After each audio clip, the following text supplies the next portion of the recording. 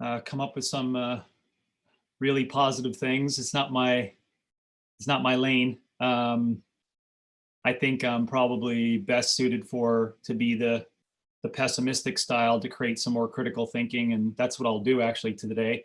I think it's fairly easy from my lens and my point of view to offer probably just get out there and we're going to do good. And I hope everyone knows me personally and my shirt. We're coming with that intention.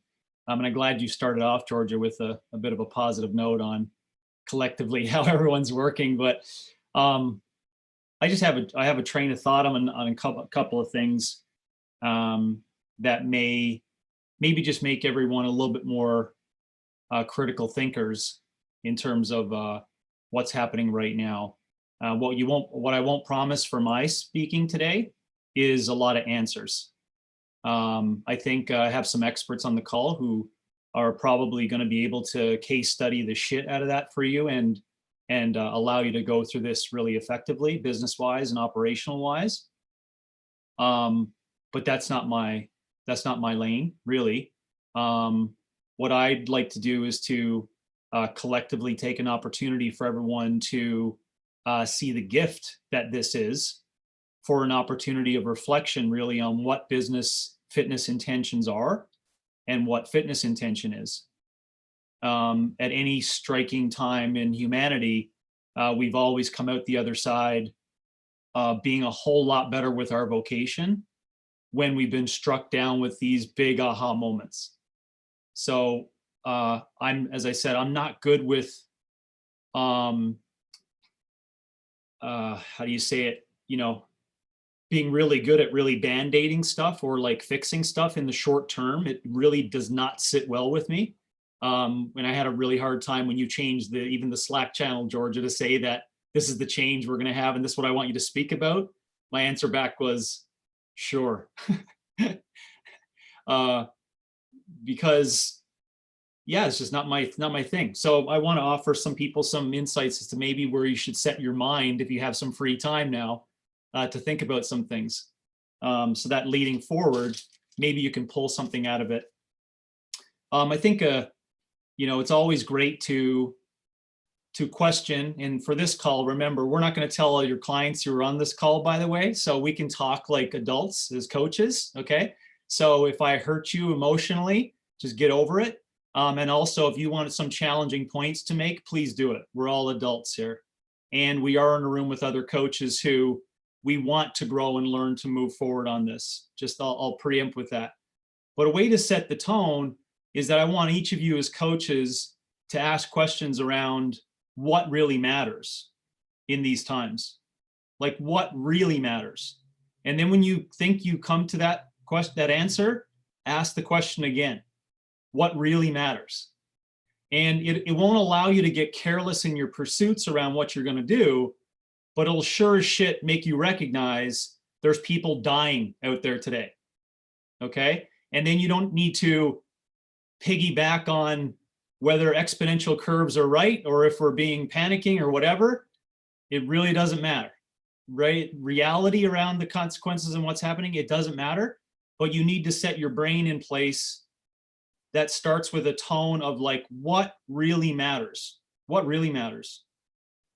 In language, that's called a conversation around mortality, right? Think about this almost 100 years ago, right now, as I've been doing just more listening on it, 50 million people were killed with the Spanish flu. So just sit with that for a second, right? That was 100 years ago, your great-great-grandparents. So that's one example of 1,000, which you could really think hard about when we want to create a quandary over our split squats at home, more important, etc. Okay, what really matters? And keep going with that concept and idea. Here's some reality pieces as well. If you have not recognized, how resilient is fitness business today? Besides all the shit we can't control, how resilient is fitness business? Take that as an opportunity to say, where are you right now as a coach? Where are you as your business? And say, how resilient is this thing? If me as an entrepreneur or my business can't stand these tests, Jim would have lots of ideas on investing, resources, time well spent, how to set up your shit to make sure you starve it off or prepare for the future, etc. But ask that question, right? And in my humble opinion, this is a great smack in the face, unfortunately, with what's happening, so that fitness business can rewrite or reboot, because right now we're really not that resilient. Think hard about exercise intentions, right? And it doesn't mean that it's wrong for you to be looking for specific PDFs of online handouts and online workout regimes, right? That doesn't mean that that's wrong and it's not going to help you in the interim. But don't forget to think about the reality. Why are so many people in the fitness industry scared shitless right now? Because people can't essentially work out on their own. Right? How have we gotten to this spot where a shit ton of people have not learned how to be resilient in their home, in their behaviors, in their exercise, right? Again, it doesn't mean you're not going to provide behavior and exercise and nutrition practices, but ask that question. Think about this. People can't work out on their own, and we are stressed as fuck because they can't do that. And we need to wrap things around it. Think hard about that. Again, it doesn't make it wrong for us to still need to have clients, to make money, to make sure, but you have to connect some conversation to this reality around how much are you really teaching people about skills that essentially make them autonomous over time. This is a reality check for it. I asked the question, why have some of our coaches, this is not a virtue signal around what is right or what is wrong, but why have some of our coaches, and I will name some specifically, some OPEX gym coaches, not had any trouble with what's happening right now? Why have they not had any trouble? Do you know why they haven't had any trouble? They have real relationships with individuals in which whatever comes up, they know that they're the beacon of support for that. They use TrueCoach, product sponsor, right? They use TrueCoach, which allows a really nice technical aspect between being in person or being online. And they are autonomy and long game focused in their relationships.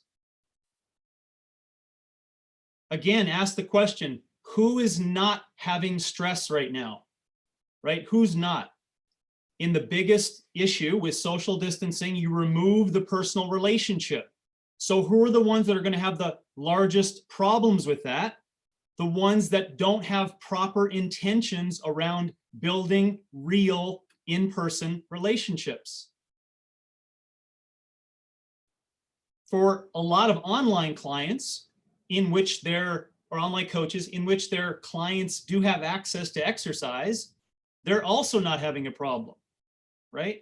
So you want to go to areas where you're like, where are those people not having issues? And don't say, what do I need to do to resemble what they're doing? You need to say, what makes that group successful and resilient in tough times? And believe me, I hope you all know, you know what my biases are, right? In-person relationship building to move that client to navigate this thing as easy as possible, and that they spread that information to their little ones and other people forever and ever, right? That's my biases.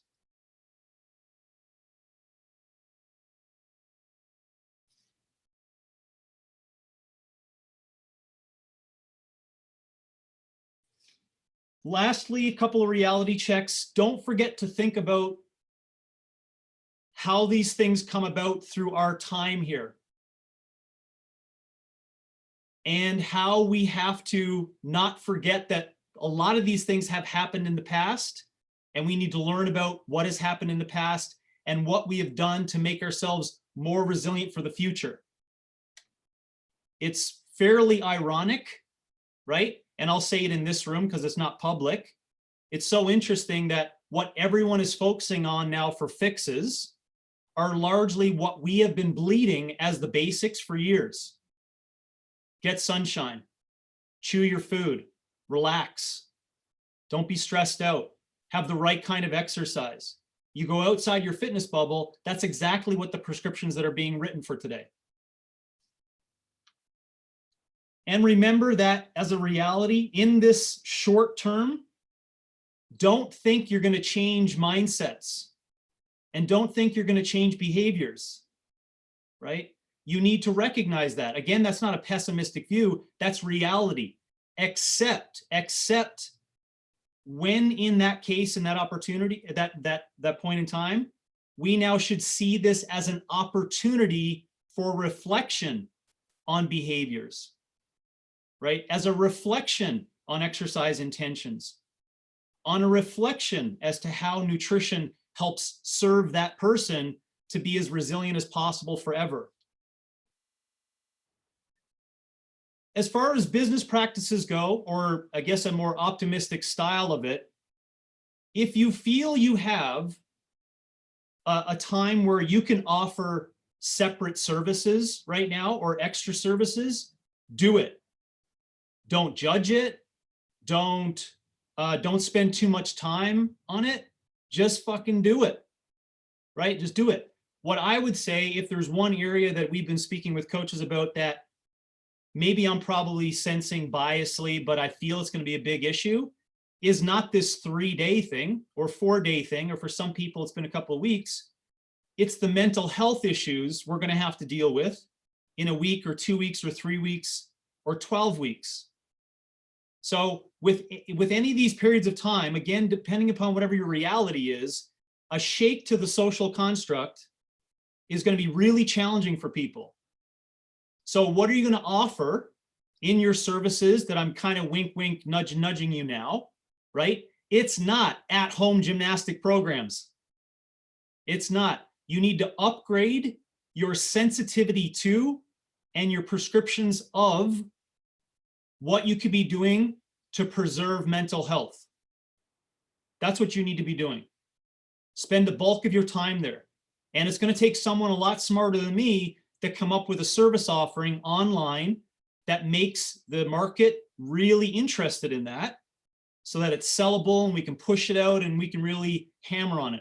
I think it should be tied to exercise intentions. That's me personally, but hopefully you can come up with some regimes that are certainly going to help people with that. So initially, right, they're getting exercises and you're telling them what diets to eat to improve their immune system. Okay, we got that. Yeah, but that's only going to help in the short term. And then in a couple of weeks' time, there's always going to come the questions of this major social shift that has occurred, where people are going to be, in layman's terms, feeling more down than they are up, because it's a shake to the rhythm. So I need you as coaches to be super aware of that and be way ahead of it. Way ahead of it, right? Say things in your True Coach prescriptions now. Yeah, this is great right now, but just get prepared that we're going to have to weave and shake and kind of manage this thing as time moves on. Experience that we've seen already with current people transitioning over, we forget as coaches to recognize that person has that rhythm, right? Walk into the gym, do their thing, leave, it's like, yeah. And now when they don't do that, that whole area of operation over there for exercise and behaviors and stuff is different. So imagine, sit in that seat, someone who has a 9-to-5, right? And does a workout at your gym. And now the 9-to-5, and so both economically and socially, is removed, and the workout at the gym is removed. You don't just put whatever is in True Coach that's the same as a dumbbell press at the gym at the home, right? You forgot they have 3 kids to deal with. You forgot that they have stressors now of wondering how the fuck they're going to make money in 4 weeks, right? You have to get inside that person's brain and be ahead of that for expectations of transitioning over to this new change. So I'm not necessarily offering a beacon of support there. Maybe I'm just offering some concepts of where you can go with your brain to think about how to really be empathetic as possible with those changes that are going to be occurring with people. Right now, and this is hard for me to say as well, as much as I would love to do a lot of gotcha moments, we need to drop all the walls on ideology and thinking around what is right in fitness. And you know, I'm kind of healing as I'm saying this out myself on that one, to be really honest. But this is a time for everyone to come together for this purpose. You need to all be reignited on increasing the value of the coach. That's what you need to do. So drop all, you know, shitty ideas around intense fitness and group fitness and this fitness and all these offerings. And what that means, that needs to be dropped.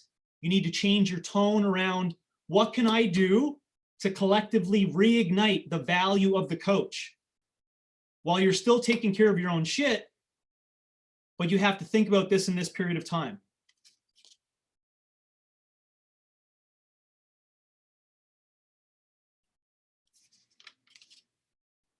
If you have extra time, this is for those who do have extra time now and things are okay, you need to get collectively involved.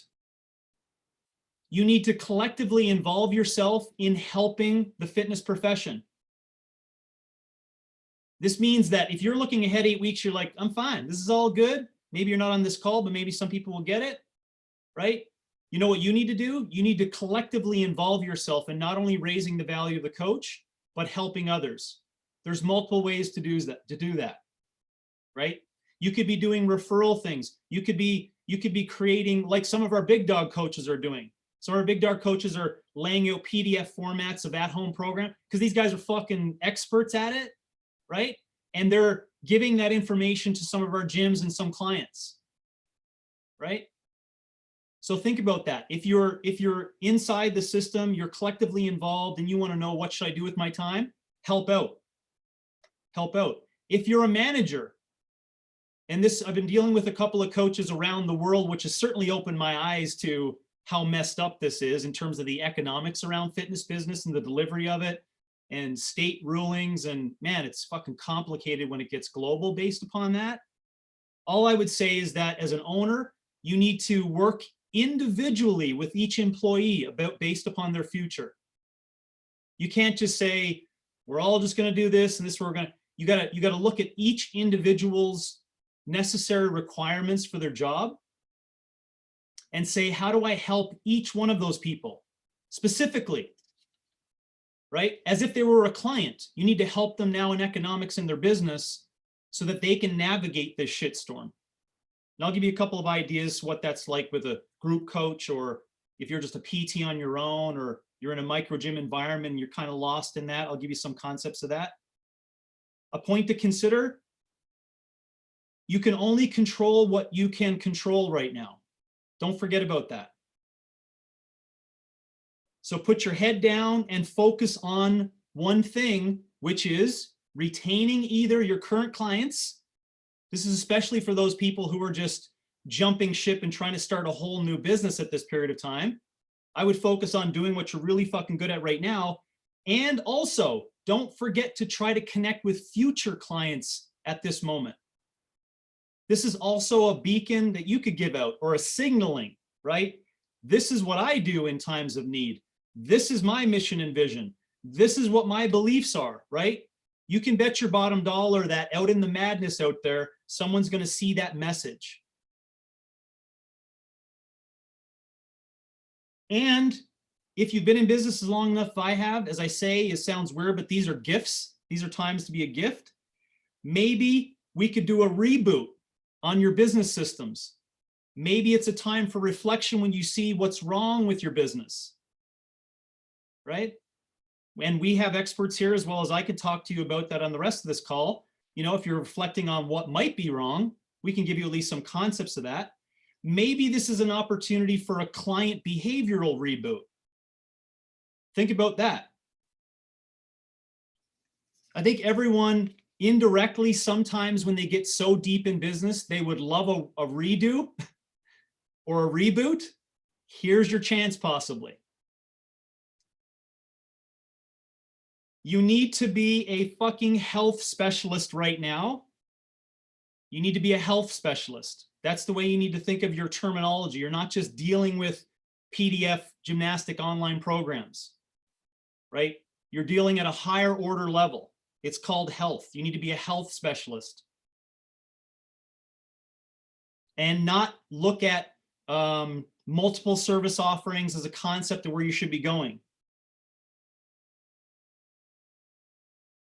How can you just create some focus? These are some things that some coaches have been doing. It's probably a list of 4 or 5 things out of 100 I didn't mention, but I'll give you some ideas. This is what people have been doing. Maybe you never heard it. You can rent out equipment from your gym, rent it for free. Why not also have an opportunity to allow people to have equipment they can come by and pick up that are not members of your gym?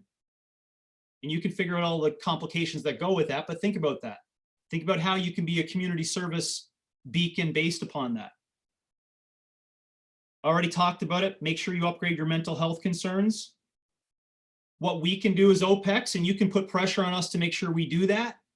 You know, we're asking the question, you know, what can we do, right? What can we do? We can offer free options of programming.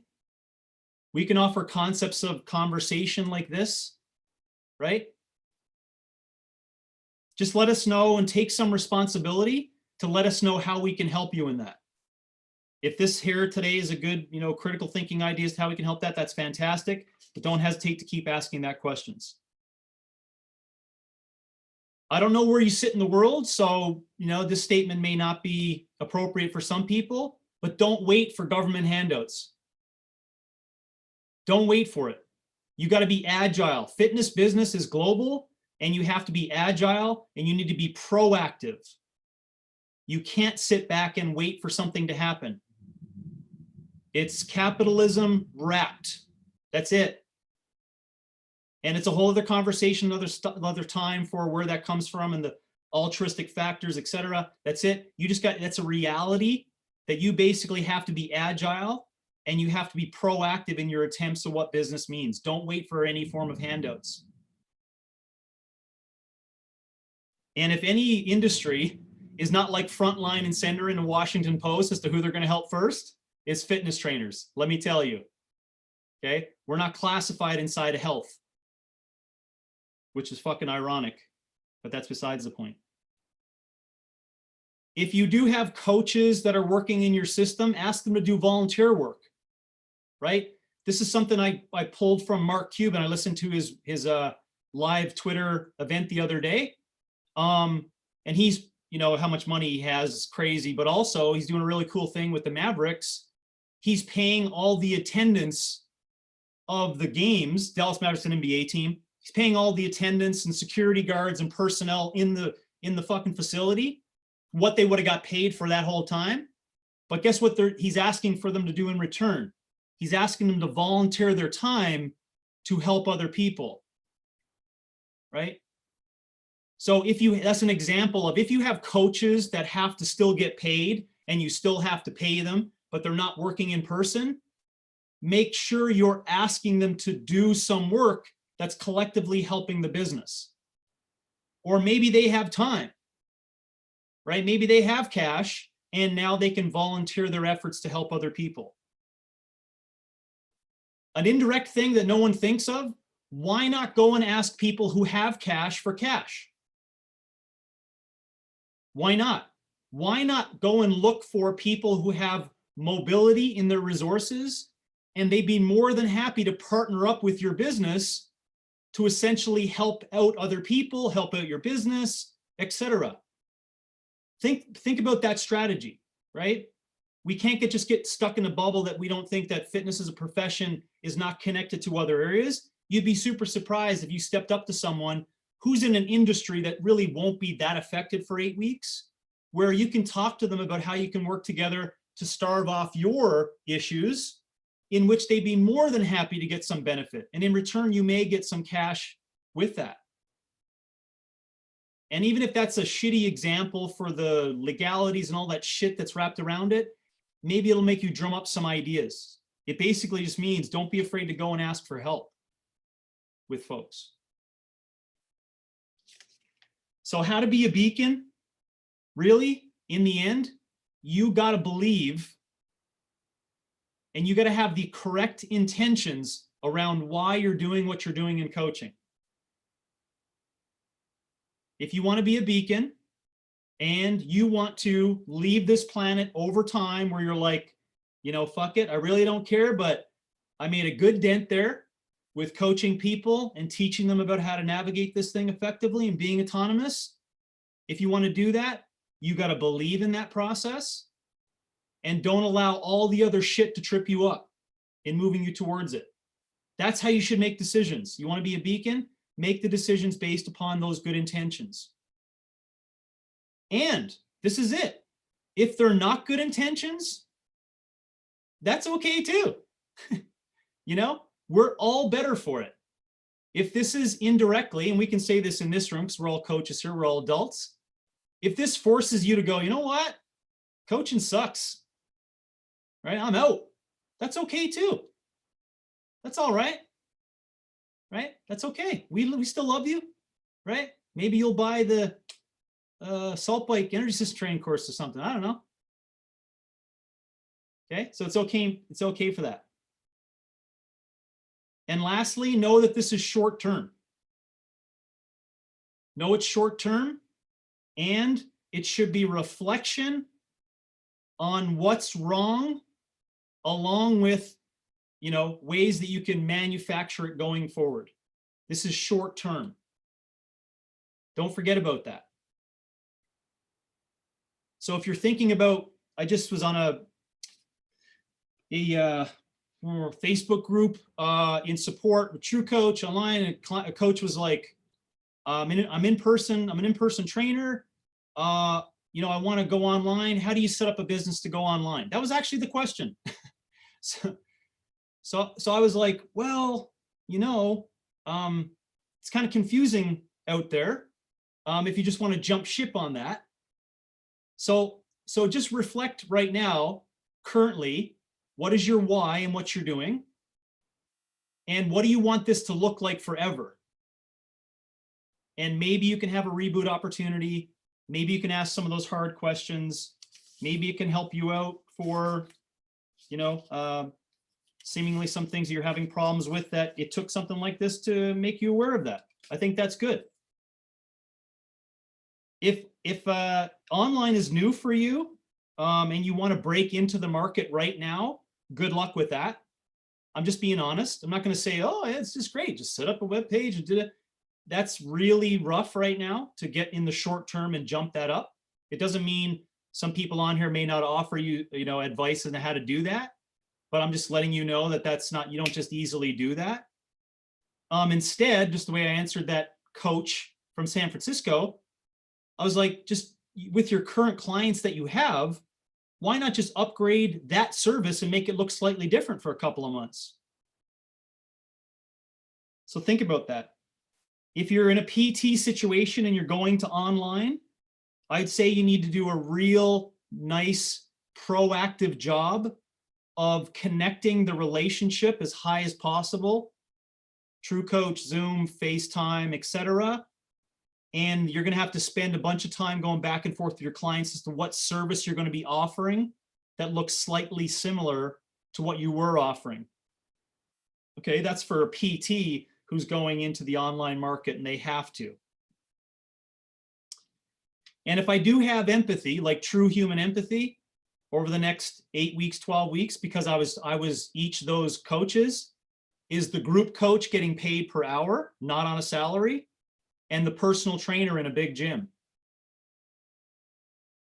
So for those of you who are not in that, think about that. They very well could go 0 for 12 weeks and no systems to support them, right? They're not going to have government regulations that are like, oh yeah, we're going to pay that coach out who does your group classes.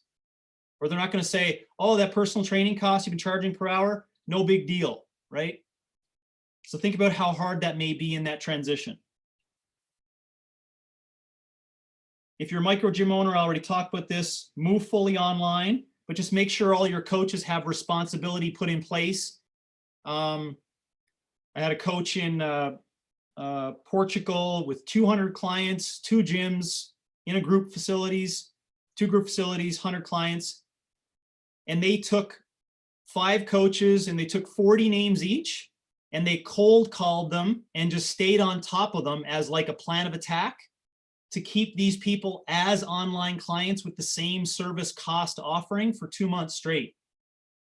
And now they have this ignition in their gym as to how to stay up and going. But you see what the coach did there, he gave them the responsibility of search and destroy as to how to make it work for all those clients. That's just an example. And if you're a group fitness coach, just go on Google and search OPEX Fitness, opexfit.com. No, I'm kidding. Well, I'm not kidding, but I am kind of kidding. We can help you. I'd love to have you in front of me in CCP and to teach you all the principles around coaching over time. For some, I can see on here, know what we teach inside of that. And hopefully I can give you some stuff inside the CCP that can help you. Otherwise, talk to your owner if you're a group coach. Talk to your owner about gaining responsibility through an ID process to your current clients that are in your classes in the gym. That's going to be a tough conversation. And I'm being biased in your approach on that because I would love more gyms to get on board with the individualization format of exercise and behavior and nutrition. So, you know, knock on the door with your elbow and have a conversation around how you can upgrade your service from that group coach offering per hour amount to offering individual design. And again, if you need a place to go to help you with the principles of how to do that, OPEX can help you with that.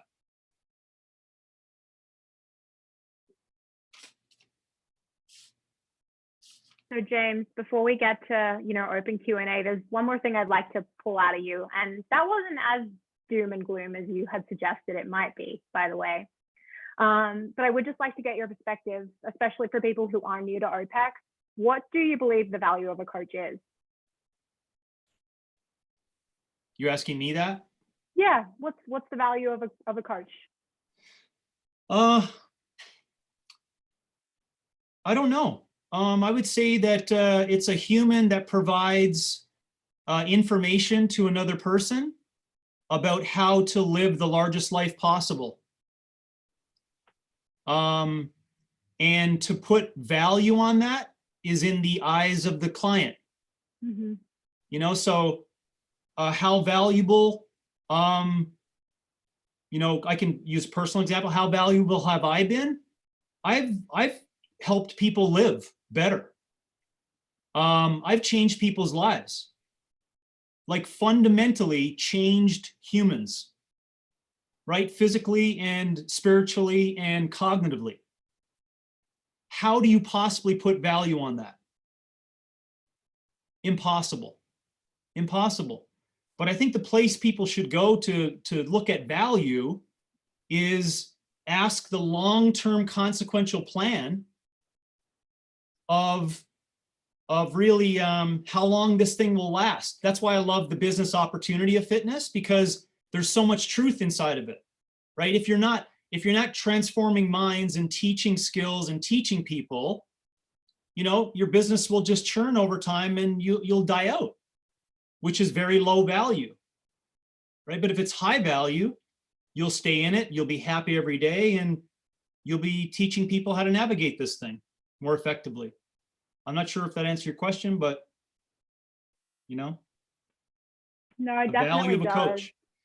Just to be a little lengthier on that, I would also offer concepts of time. That always makes interesting conversation, right? My old story, in the late 90s, I had a severe value, a really higher value, right? But just take the one individual coach today in 2020, you got to remember that I had a Facebook post on it the other day.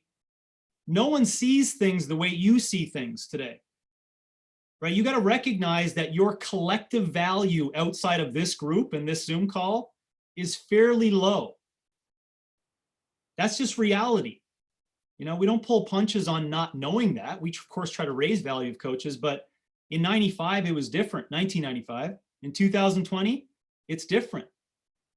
So today, you got to prove your shit, right? Being an early adopter, no matter what you had behind your name, you had value. Today, you got to prove your shit. And it's a rough time. I'm very empathetic because there's lots of pressure on coaches to get out in front with their quads or ass and get more clients based upon that. And coaches aren't being valued based upon their mind and the information that they give people towards changing skills. That's a reality. So I don't know how if that colors the answer, Georgia. I think it does. It just gives coaches an opportunity to think about what they can do that is more than just a workout inside a gym. And that is, you know, helping people live larger lives through fitness. And that certainly we know isn't only accomplished by a daily workout. So guys, we will open it up for Q&A and discussion now. So please feel free to pop questions in the chat box. I will ask you to avoid the Q&A box just so we only have one place to field questions. And I will also ask that you make sure you're set to all panelists and attendees so everyone sees what you're asking. Now, we have had some questions come in already, and I'll invite Carl, James, Jim, anyone to jump in on answering these. I do see one from Faisal up above just asking, what's some practices on engaging members more? Group classes tend to keep members through indirect relationships, but how do we keep that when the relationship is cut, i.e., you know, not seeing them on a daily basis? How do you engage people when you're not with them every day? The definition of engagement is to engage, right? Is to have conversations somewhat consistently. So I think if you're trying to give the same group service, the only way to try and do that, in my opinion, is to do it virtually with a big Zoom room with a bunch of videos on, which is a Peloton model or whatever. And like James was saying, I tried to post this in the chat box as well. That's merely for you to weather this storm that's happening right now. It's not to build a new business model, because that's what Peloton does. You know, it's about keeping engagement with your clients on a consistent basis. If you're going to try to completely change the service from group training to one-to-one, from my experience, I mean, I think it's worth making the effort, but I think that your clients don't necessarily want that. That's not necessarily what they signed up for. We have seen this in the brick and mortar setting from people who have gone from group training into OPEX, where many of the clients just want to sweat with their friends. It's a different service. It's a different type of person that wants that. So I think if you're trying to engage people in a group setting, you need to be as close to a group setting remotely as you can be.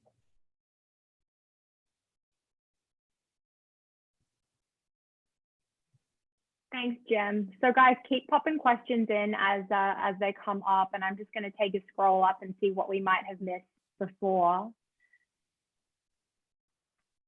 Let's take a look.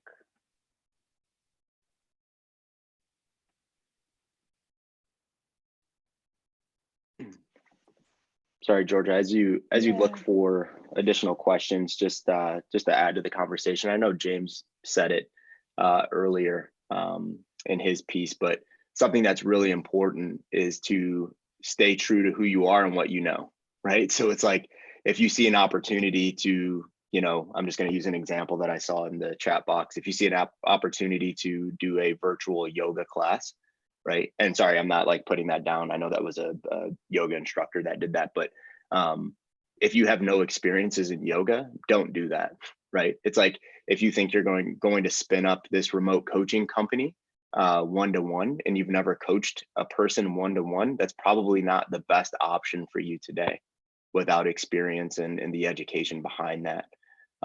So there are definitely opportunities to do different things, but kind of what Jim said, depending on what your model is, go off of that model and what you know, right? Like you're not automatically with this, let's just call it this crisis, you're not now, you know, and I know there's a lot of fitness professional and comparing us to medical professionals and all of that in the chat box as well, but you don't automatically know more today than you did yesterday because people need us as coaches, right? So stay true to what you know and use that shit like really well, right? So it's like if you really know how to coach someone to do split squats and bench press, do that really well, right? If you're really good at building relationships, really lean into that over this time.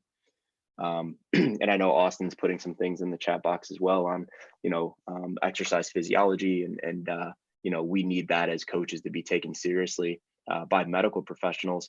And Austin, I asked you to email me, but I'd love to jump on a call with you, but I'm going to disagree with you, Austin. I think that we need to lean in with our clients or our potential clients and build really great relationships. And I'm not saying that it's not beneficial to understand exercise physiology. We teach that to a certain extent in CCP, so we truly do believe that. But being an exercise physiologist doesn't make you a great coach, right? And we're seeing that right now when these businesses are being challenged to stay open, like the relationships and the trust that is built from these relationships is that's the beacon right now, right? It's like we have to understand what we're doing as coaches on a deeper level, of course, but we also have to understand how to connect with our clients. Because if our clients don't trust us and we don't have a relationship with our clients, the very first opportunity that our clients have to walk out the door, they're going to do it and they're going to go somewhere else.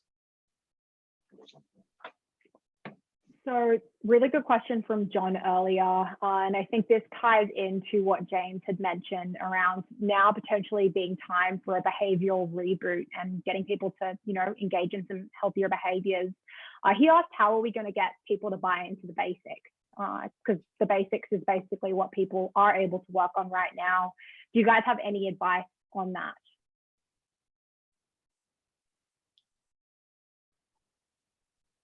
Well, I'll just start with a reality that what you're really trying to do is to teach people changes again in behaviors and mindset. And as I said, in a short term, that's not going to happen. Behaviors are skills, and skills take time to practice, and it takes a correct prescription. And I just say this because people who want to browbeat individuals with BLGs and they go out there in the public, it falls short. Why? Because you can't help them right now in the next couple of weeks. Why? Because basics take years to develop as a general, you know, concept idea. So I would go there, Georgia, for the how to teach basics example. And to be short on another example as to how we have success with that. Remember, we bleed it from the farthest aspect of our market funnel. Do you know what I'm saying? So when we get clients in front of us, they're not going to have the veil pulled over their eyes, right? Where it's like, aha, I sold you on quads, but we got to drink water. You know what I'm saying? So, you know, I don't take that for granted that we have that in place, but remember that if you really do believe in it way out here, that's what you got to speak, so that when those people get in front of you, they probably have the right intentions to be challenged on their brain of what those behaviors are of basics. Otherwise, I'm just being honest, you're going to fall really flat on just teaching basics and trying to come up with a strategy that works really well for that.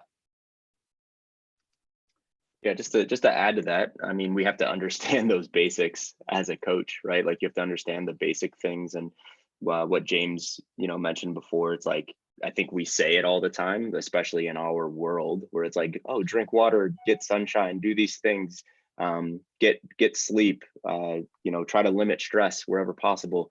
It's like now that shit's real, right? And it's like those things are important, but why are they important? So we have to understand those things. And then secondarily, we have to link those basics to whatever our clients' goals are. What do they want the outcome to be? Why are we coaching them? Why are they still paying us, right? It's like, if we can link what we're preaching to our clients to why they're paying us and why we're still their coach, it's easy, right? It's like, that's why they hire you as a coach. They want to be told what to do. Some clients want to be told why, but it never hurts to tell all of your clients why we do what we do with them.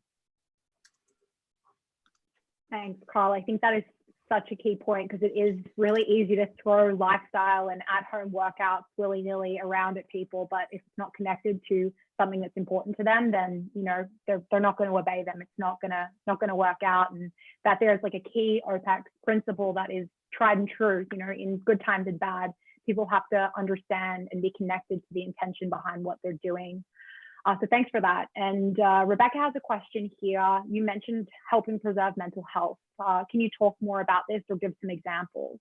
Yeah. Again, this is a coach talk for us to know where we are in our lane of what we call conversations and relationship building.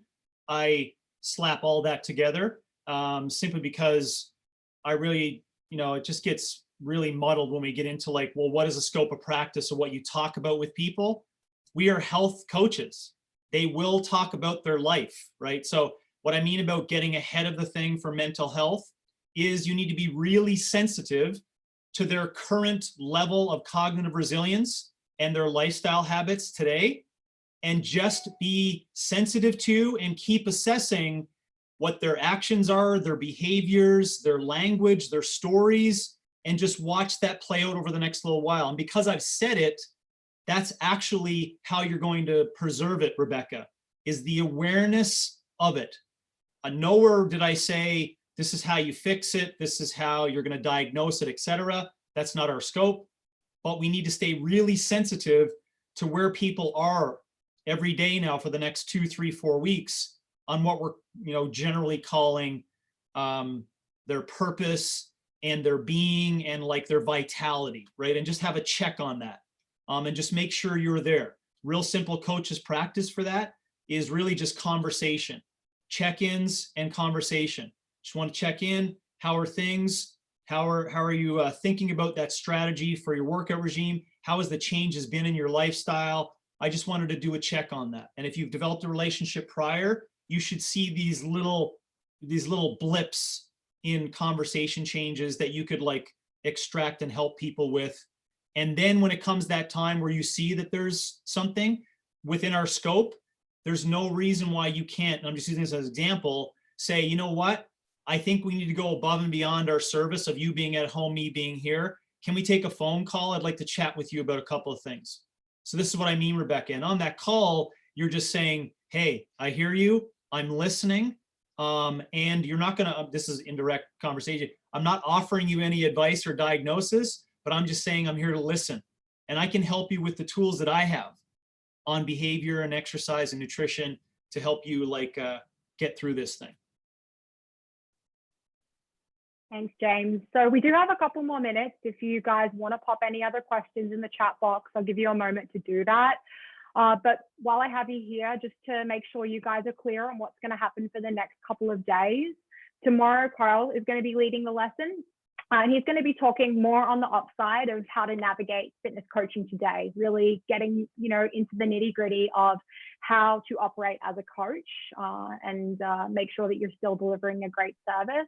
And then on Friday, same time, we're going to have Jim. He's going to be talking about business survival and helping you there. So those guys are both experts in those little areas. So look forward to having you guys on those calls. Again, let's give you guys one more minute or so to get any more questions in the Q&A. We will be sending out an email recap. There'll be a recording of this call. We will have a one-pager PDF with some key points on there for you guys to reflect on too. And I would encourage you to send that email on to any other coaches that you know, just to make sure as many of them can, feel supported in this time as possible. Anything, Carl, James, Jim, you guys would like to add? No, I mean, I look forward to the continued conversation over the next 7 or 8 days, however long we're doing this thing. We may have to extend it depending on what happens around the world, but no, these are always good conversations. And, I love seeing what coaches are doing right now around the world and how you guys are navigating this thing.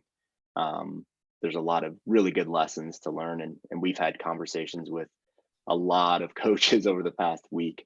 And there's a lot of coaches doing a lot of really good things out there right now. So yeah, just looking forward to the next week or so. Indeed. Yep. I'll, We'll I'll have a lot to reiterate learn. on. I'll reiterate to make sure people think about what really matters right now, and the intentions of exercise.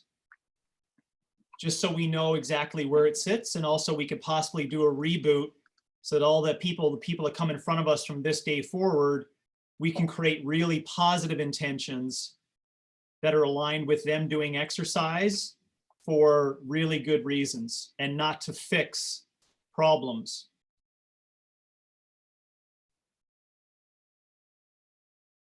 So guys, I'm just popping in that chat box one more time. Social accounts and emails. If you have any questions that you didn't get answered today, maybe feeling a little shy about putting them out to the group, please reach out to any of us and we'd be more than happy to help you there. We look forward to seeing you tomorrow, and good luck. Stay safe and stay healthy. I think we'll leave it there. Georgia, one quick thing. If you guys are CCP coaches, get in the conversation on the membership site too. There's a lot of really, really good ideas going on there. We'll try to reiterate some of them on these calls, but it's nice to read something, digest it, and be able to execute and connect with others on it. Thanks, guys. Have a good one, okay? Stay safe. See you guys.